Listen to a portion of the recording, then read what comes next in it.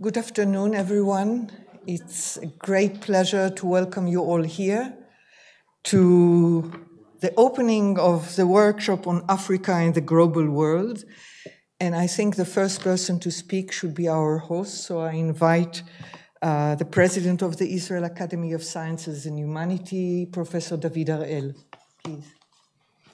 Thank you, Sarah. Good afternoon, everyone, and welcome to the Israel Academy of Sciences and Humanities for the opening of this international workshop. Fellow Academy members, distinguished guests from Israel and from abroad, both those present in the hall and those joining us via live stream, and I remind everyone that your friends and colleagues can view this later on through YouTube or our website. Special welcome and my deepest thanks to the three organizers of the workshop, Professor Sarah Stroumsa, member of the Academy, Professor François-Xavier Fauvelle, did I say this almost correctly, from the Collège de France and director of the French Research Center in Jerusalem, and Professor Yitzhaq Hen, who I understand couldn't attend today due to family reasons, director of the Institute for Advanced Studies in Jerusalem. So we gather here for a special event that reflects the importance of the international collaboration that we all like to have in research. The workshop starting today is the fruit of a productive partnership between the Israel Academy of Sciences and Humanities, the Institute for Advanced Studies in Jerusalem, and the French Research Center. Actually, all three institutions are located in Jerusalem. In an era where the world becomes more global by the day, studying the history of international connections in the Middle Ages takes on renewed importance. Africa, often marginalized in traditional medieval studies, was in fact a central hub of trade, culture, and ideas.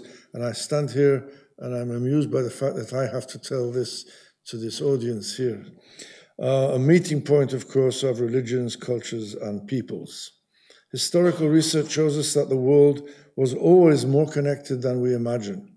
The greatest historians have taught us that understanding the past is essential for comprehending the present and vice versa.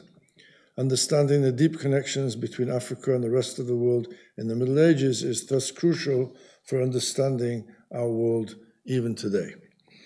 Over the course of these 2.5 days, we will be exposed to groundbreaking research on a wide range of topics, from the relationships between Christianity and Islam in Africa through trade and cultural routes to the mutual influences between Africa, Europe, and the Middle East, of course. It is particularly fascinating to see how Jewish communities integrated into this rich cultural fabric, as will be demonstrated in some of the lectures.